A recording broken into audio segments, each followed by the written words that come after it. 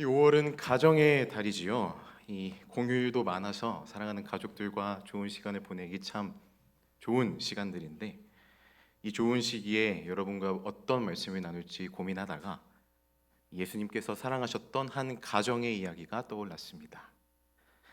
이 시간 그러나 내가 깨우러 가노라 라는 제목으로 하나님의 말씀을 함께 나누도록 하겠습니다. 하나님의 말씀 요한복음 11장에 있는 말씀을 함께 보도록 하겠습니다. 요한복음 11장 6절과 7절 그리고 11절에 있는 말씀을 함께 읽겠습니다. 화면과 성경을 참고하셔서 함께 읽겠습니다. 나사로가 병들었다. 시작.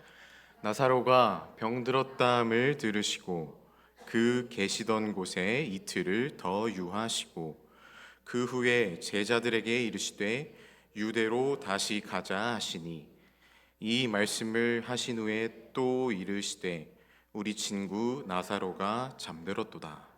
그러나 내가 깨우러 가노라. 예수님께서 참으로 사랑하셨던 이 나사로 가정의 이야기를 통해서 그리스도인의 생애에 관한 말씀을 함께 나누면 좋겠다라는 생각을 하게 되었습니다.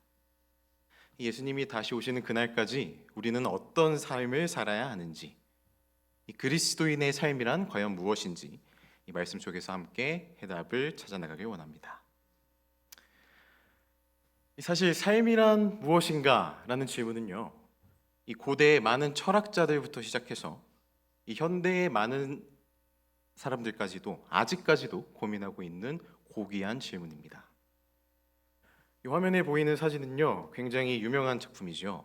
이 로댕이라는 세계적으로 유명한 조각가가 직접 조각한 생각하는 사람이라는 조각상입니다. 이 로댕이라는 조각가가요, 이런 말을 남겼다고 합니다. 삶에 대해서 이렇게 정의했는데요.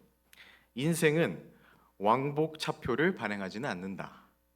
한 번 여행을 떠나면 다시는 돌아오지 않는다. 이 삶이라는 것이 여행처럼 낯선 것이다. 게다가 한 번밖에 없어요. 이 편도의 개념을 가지고 있기 때문에 이 삶이라는 것은 더욱 생각하면서 살아야 한다. 그래서 이 생각하는 사람이라는 작품을 만들었던 것 같습니다. 의미 있게 살아야 한다는 것이죠. 이 삶이란 무엇인가에 대한 질문은요, 이 모두에게, 삶이라는 것을 살아가고 있는 모두에게 다 다른 정의가 있는 질문일 것입니다. 각자가 가지고 있는 관점, 그리고 여태까지 각자가 살아온 삶, 경험, 그것들에 따라서 다 다양한 대답이 나올 수 있는 질문입니다. 누군가에게 삶은 아름다운 것이고, 누군가에게는 고통스러운 것일 수도 있고, 누군가에겐 또 한없이 즐거운 것일 수도 있고요. 그런데 그 다양한 삶의 정의들 속에서 절대로 변하지 않는 공통된 진리가 한 가지 있습니다. 그것이 바로 무엇일까요? 지금 이 삶이란 과정에 대해서 그림으로 표현해 놓은 것인데, 빨간색 동그라미가 보여지시죠? 이 삶에서 공통된 진리는요, 바로 태어나고 죽는다는 것입니다. 삶이라는 정의는 굉장히 다양하지만 이 태어나고 죽는다는 것은 이 지구상의 모든 사람들의 삶에 적용되는 불변의 진리입니다. 삶에는 끝이 있다는 것.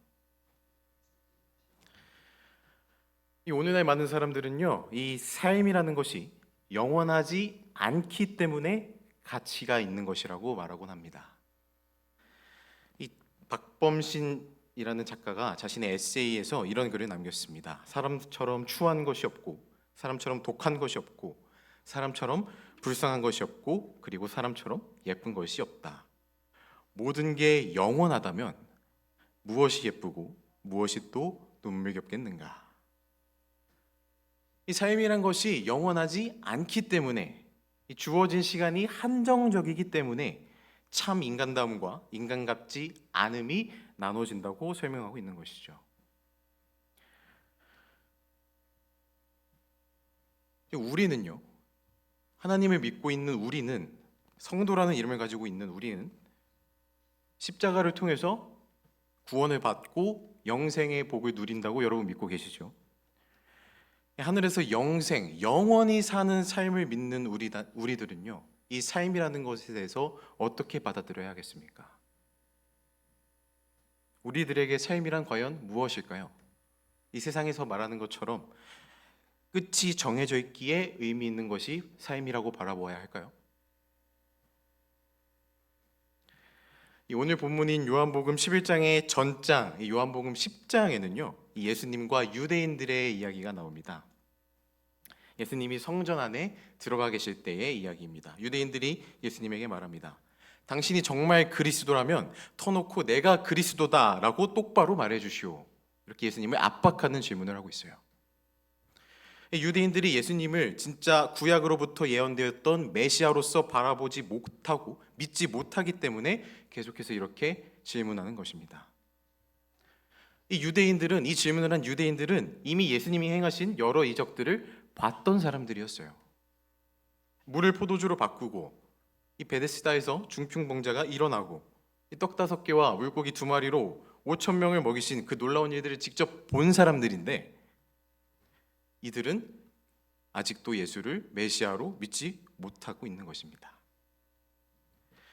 이들이 예수님을 믿지 못하고 구주로서 믿지 못하고 이렇게 이야기했던 이유는요, 다른 것이 아니라 예수님께서 자기들이 기대하던 것과 다르게 행동하셨기 때문입니다.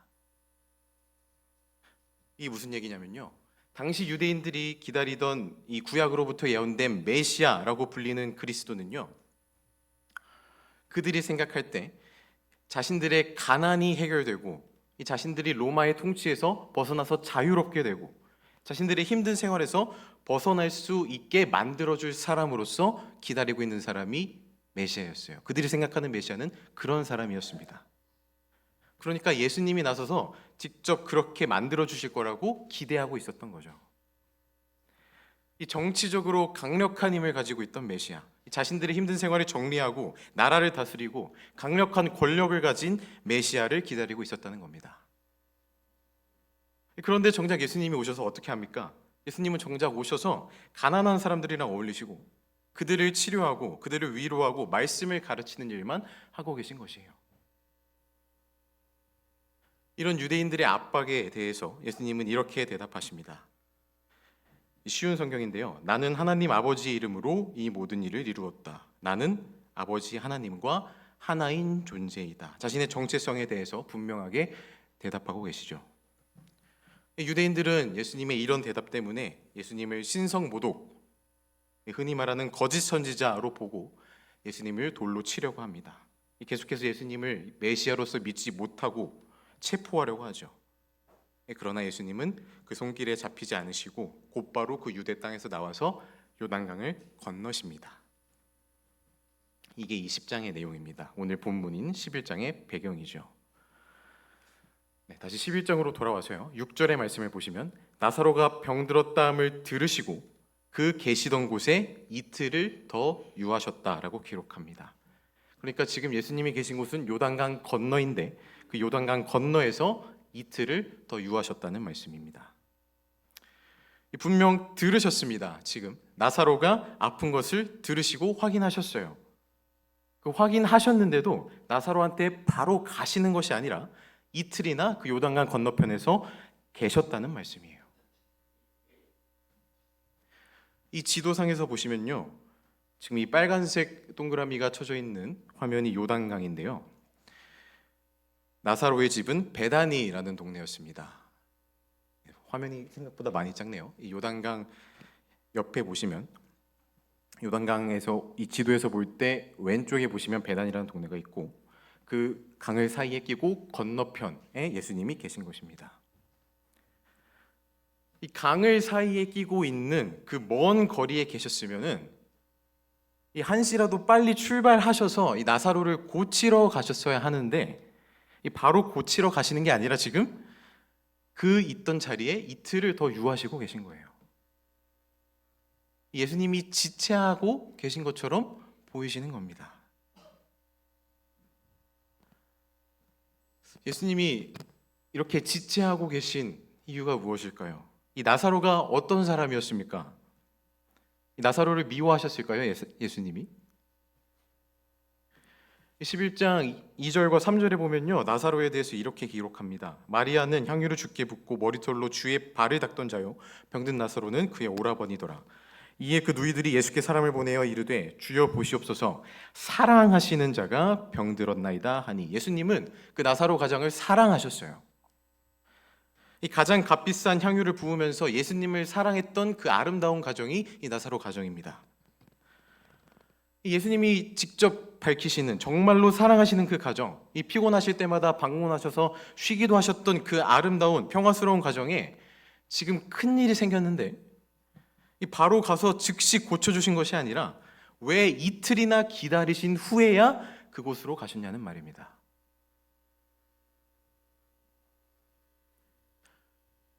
이 당시 마리아와 마르다에 대하여 시대의 소망은 이렇게 기록합니다. 그리스도께서 각종 질병을 치료할 수 있음을 보이신 사실을 알고 있었다. 그들은 고민 가운데 빠진 저희를 예수께서 동정하시리라고 믿었다. 그러므로 곧 오시라는 긴급한 요구를 하지 않고 다만 사랑하는 자가 병들었나이다 라고 알리는 기별을 보냈다. 이 마리아와 마르다는요, 예수님을 사랑하고 예수님을 믿고 있었던 신실한 자매였습니다.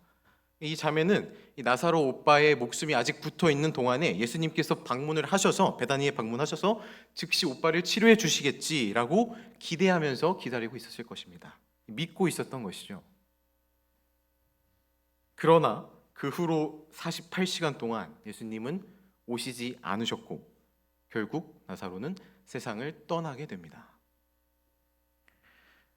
이 시대의 소망 이 이후의 기록에 보면요, 이 마리아와 마르다가 나사로가 죽었을 때 크게 실망하였다고 기록합니다.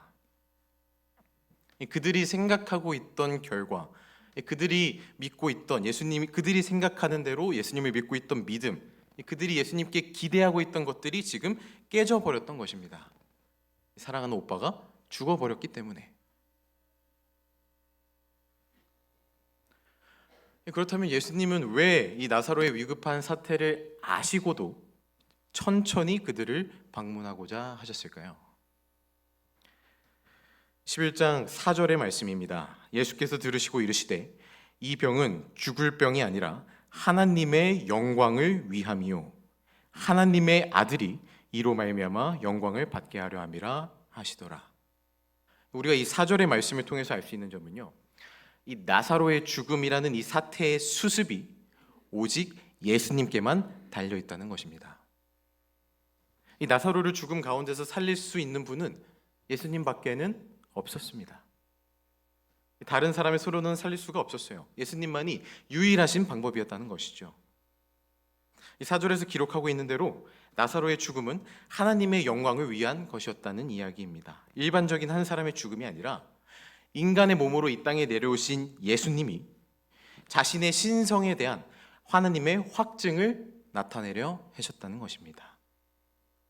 하나님의 아들이 영광을 받게 하려 함이라. 나사로를 죽음으로부터 부활시킴으로 말미암아 나는 부활이요 생명이니라는 말씀을 몸소 증거하시기 위하여 이틀이나 지체하셨다는 것입니다. 이 죽음이, 나사로의 죽음이 하나님의 영광을 위한 것이었다라는 것을 깨닫게 되면요, 그 장소에, 현장에 얼마나 빨리 도착하냐는 것은 중요한 문제가 되지 않습니다. 오히려 천천히 시간을 잡고 천천히 그 자리에 가는 것이 나사로의 가족들에게도 유익하게 됩니다. 실제로 예수님께서 그 가정을 찾아서 하시는 말씀은요, 무릇 살아서 나를 믿는 자는 영원히 죽지 아니하리니 이것을 내가 믿느냐 이르되 주여 그러하외다. 주는 그리스도시요 세상에 오시는 하나님의 아들이신 줄 내가 믿나이다. 하나님의 아들임을 나타내려 한 그 죽음, 예수님께서 지체하시는 동안요, 이 나사로의 가정은 하나님의 뜻에 순응할 수 있도록 준비가 되고 있었습니다. 그 나사로의 죽음에 순응할 준비가 되는 것은 이 슬픔과 고통을 당하는 사람들에게 하나님께서 기대하시는 것입니다. 즉, 이 나사로의 죽음이 하나님의 뜻이며 예수님이 이 문제를 해결하실 것이라는 믿음이 생길 수 있도록 이 순응할 수 있는 시간을 만들기 위하여 예수님은 이틀이라는 시간을 지체하신 것입니다. 7절의 말씀입니다. 그 후에 제자들에게 이르시되 유대로 다시 가자 하시니. 이틀이 지나고 나서 드디어 예수님께서 이제 제자들에게 말씀하십니다. 우리 이제 다시 유대로 돌아가자. 이 말을 들었던 제자들의 입장은 또 어땠을까요? 이 시대의 소망에 보시면요, 이 제자들이 이 유대로 돌아가는 것을 염려했다는 표현이 등장합니다. 제가 혼자 이 말씀을 묵상하면서요, 이 제자들의 입장에서 한번 상상해 보았습니다. 이 사랑의 사도 요한은요, 이렇게 생각했을지도 모릅니다. 아니, 나사로가 이미 죽었는데 왜 이제 돌아가시려고 하실까? 그렇게 사랑하던 사람인데 미리 가서 일찍 가서 고쳐주면 좀 좋지 않았을까? 못 하시는 것도 아닌데 뭐 이런 식으로 생각했을지도 모릅니다. 예수님께서는 그 지체하시는 그 이틀 동안에 나사로에 대하여 이 제자들에게 한 말씀도 하지 않으셨기 때문에 충분히 이런 생각을 할 수 있었을 것 같아요. 뭐 의심이 많았던 도마는 이렇게 생각했을지도 모릅니다. 내가 뭐 예수님이 가자고 하시니까 내가 유대로 가긴 가는데 이 돌 맞아 죽을 뻔했던 거기로 꼭 다시 돌아가야 될까? 좀 무서운데. 예수님도 바로 돌아가면 금방 돌 맞게 될까 봐 무서워서 이틀 동안 좀 간을 좀 보시고 돌아가시는 걸까? 뭐 이런 식으로 의심했을지도 모르겠습니다. 이 시대의 소망에서는요, 예수님께서 제자들에게 돌아가자라고 말씀하셨을 때 제자들의 마음속에 가장 먼저 들었던 감정이 염려라고 말합니다. 예수님은 자신이 이 땅에서 사역하시는 동안 제자들과 항상 함께 다니시면서 이 제자들의 믿음과 신앙의 수준을 올리려고 하셨지만 이 제자들은 아직도 예수님의 뜻을 깨닫지 못한 채 겁을 내고 현실의 비관적인 모습이 남아 있었다는 것이죠. 7절 이후 그 후의 이야기들은요, 우리가 알고 있는 대로 흘러갑니다. 이 나사로의 죽음을 위문하기 위하여 그 베다니에 많은 유대인들이 모여듭니다. 예수님은 제자들과 함께 그 베다니에 도착하시죠. 와서 마르다와 마리아의 이야기를 듣고 모든 유족들과 그 자리에 모인 많은 유대인들과 함께 무덤으로 가십니다. 무덤 앞에서 눈물을 흘리시고 돌을 옮겨놓게 하시고 목소리를 높여 하늘에 기도하십니다. 기도를 하신 후에 나사로를 나사로야 라고 큰 소리로 부르시고 나사로가 무덤에서 걸어 나옵니다. 이 이적으로 인해 메시아이신 예수님의 이름이 더욱 알려지게 되었습니다. 자, 우리가 지금 이 요한복음 11장의 이야기를 전체적으로 한번 쫙 훑었는데요, 이 요한복음 11장이라는 말씀 속에서 발견한 그 그리스도인의 삶, 그리고 삶 가운데 함께할 신앙은 어떤 모습이어야 할 것입니까? 이 11장에 등장하는 이 세 가지 모습의 그리스도인들로 나누어서 정리해 보도록 하겠습니다. 11장에 등장하는 첫 번째 그리스도인, 유대인들입니다. 이 유대인들은요, 그들이 살아가면서 기다리던 메시아, 구약에서부터 예언된 메시아는 이스라엘을 로마보다 강하게 할 수 있는 이 정치적으로 강력한 메시아였습니다.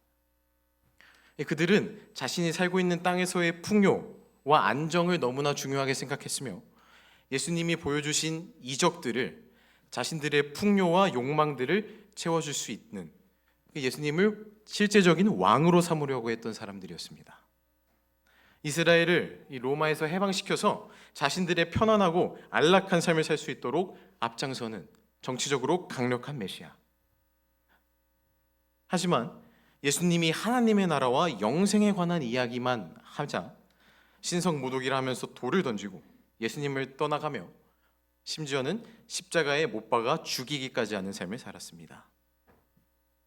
자신들이 원하는 모습으로서의 그리스도를 바라는 삶, 이런 삶은 그리스도인의 삶이 아닙니다. 두 번째 그리스도인들, 제자들입니다. 예수님의 제자라고 불렸던, 예수님께 직접 선택을 받았던 그 12명의 사람들은 어떠했습니까? 이 말씀에서 살펴보았듯이 나사로를 위해 유대로 다시 돌아가자라고 했을 때 그들이 가장 먼저 보인 반응은 염려였습니다. 이 제자들은 예수님과 항상 함께 다니며 가장 가까운 곳에서 말씀을 듣고 예수님의 일거수일투족을 통하여 예수님을 가장 잘 배울 수 있던 환경에 있었던 그 행운을 잡은 그리스도인들이었어요. 그런데 그들이 보여준 신앙은, 그들이 보여준 삶의 태도는 예수님의 뜻을 이해하려 하기 전에 자신들의 위험을 더 크게 생각하는 삶. 적어도 오늘 본문에서는요, 이들의 삶 또한 그리스도인의 삶이라고 보기 어려울 것 같습니다. 마지막으로 나사로의 가족들, 이 예수님을 기다리면서 예수님을 병을 고치시는 이 메시아로 믿고 있었던 마리아와 마르다는 이 앞선 두 사람들보다 가장 그리스도인다운 삶을 살았다고 할 수 있을지도 모르겠습니다. 그러나 이렇게 믿는다고 하면서도 조금 후에는 약하여져서 이 나사로의 죽음의 문제를 마치 예수님께서 해결하지 못하실 것처럼 말하고 맙니다. 예수님이 나사로의 무덤 앞에서 돌을 옮겨 놓으라고 얘기하셨을 때 마르다는 예수님, 이미 그 시체에서 냄새가 납니다 라고 하면서 얕은 신앙의 모습을 보여주고 말았습니다. 이 마리아 또한 주께서 여기 계셨더라면 내 오라버니가 죽지 아니하였겠나이다 라고 말하면서 예수님의 병 고치시는 권능은 믿고 있지만 부활시키는 권능은 믿지 못하였던 그런 모습을 보여줍니다. 자신들의 예상과 자신들의 생각이 예수를 믿는 믿음보다 컸던 이 나사로의 가족들의 삶 또한 그리스도인의 삶이라고 말하기는 어려울 것 같습니다. 그렇다면 그리스도인에게 삶이란 무엇이며 어떠한 삶을 살아야 하겠습니까? 11장 9절과 10절에 있는 말씀입니다. 예수께서 대답하시되 낮이 12시간이 아니냐? 사람이 낮에 다니면 이 세상의 빛을 보므로 실족하지 아니하고 밤에 다니면 빛이 그 사람 안에 없는 거로 실족하느니라. 이 9절의 말씀은요, 예수님께서 제자들에게 하신 대답인데 이 낮에 다닌다라는 표현은 하나님께서 주신 사명대로 다님을 가리키고 있습니다.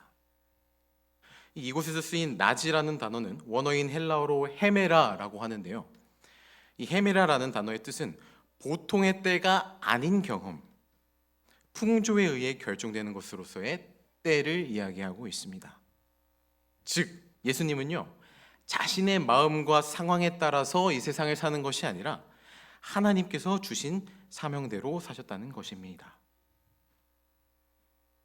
이 10절의 밤은요, 이 9절의 낮과 대조적으로 하나님께서 주신 사명과 말씀에 관계없는 환경과 사정을 가리키고 있습니다. 밤에 다니면 빛이 그 사람 안에 없는 거로 실족하느니라. 즉 하나님의 명령과 말씀대로가 아닌 인간 자신의 마음과 그 자신의 마음에 따르는 것을 의미하고 있는 것이죠. 그렇게 행하는 인간은 실족할 수밖에 없다. 그 이유는 인간 자체 안에는 참다운 빛, 진리가 없기 때문이라는 것입니다. 인간이 자기 스스로가 빛이라고 생각하는 것이 아니라 말씀이요 진리이신 하나님에게서부터 빛을 받아야만 된다는 사실입니다. 주의 말씀은 내 발의 등이요 내 길의 빛이니이다 라고 고백한 다윗처럼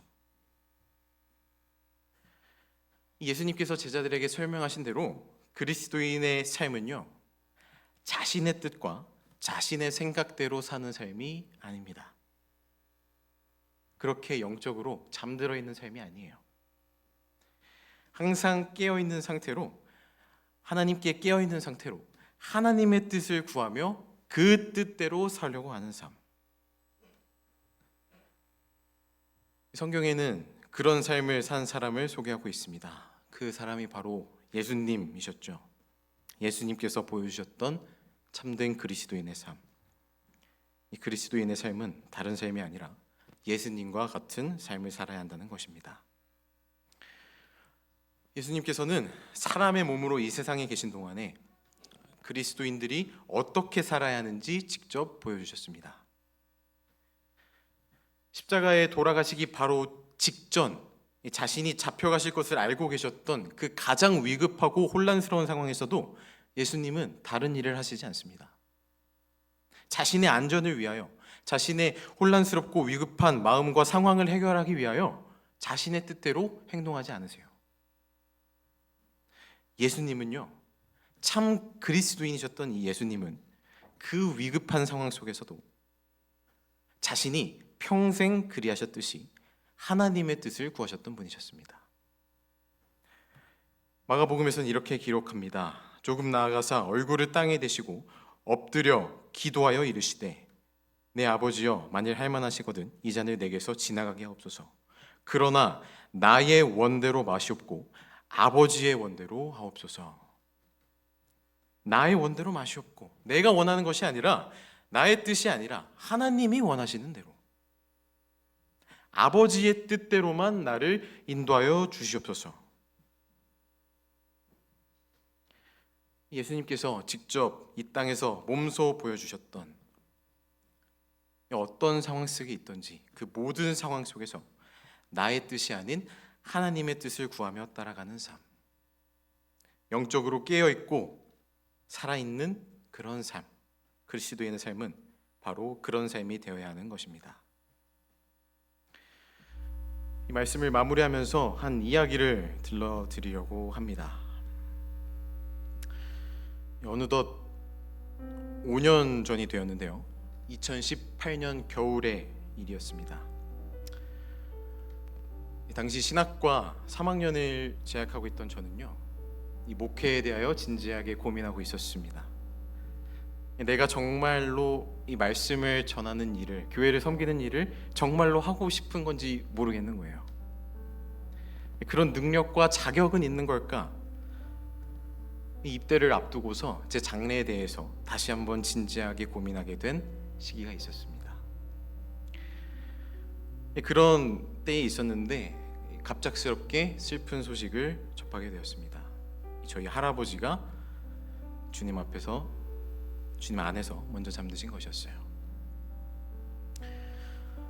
당시에 기숙사 생활을 하고 있던 저는요, 급하게 짐을 싸서 부랴부랴 상황을 정리하고 바로 지방에 있는 식장으로 내려가게 되었습니다.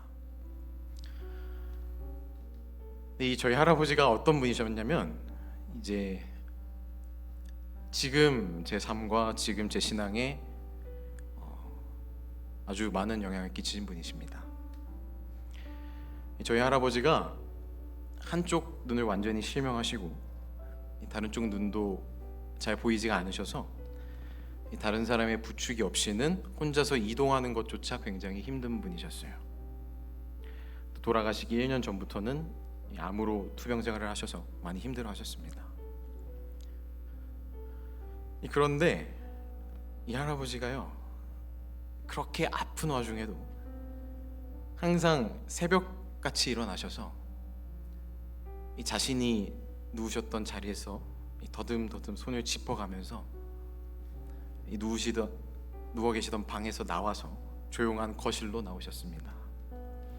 그리고서는 항상 같은 자리에 앉으셔서 기도하셨어요.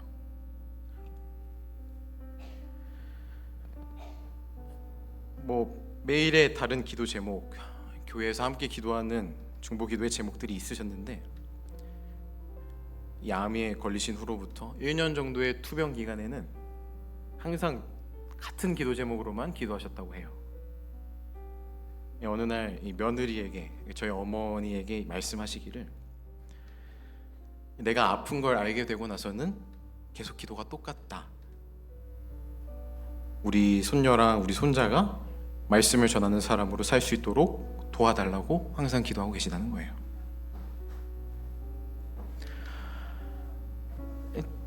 자기 앞도 제대로 못 보시는 분이요, 더듬더듬 힘들게 이동하시면서 자리까지 옮겨가면서 매일 그런 기도를 하셨다는 겁니다.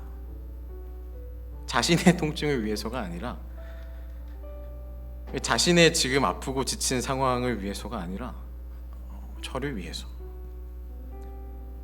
잘 찾아뵙지도 못하는 그 손자를 위해서 기도하셨다는 겁니다.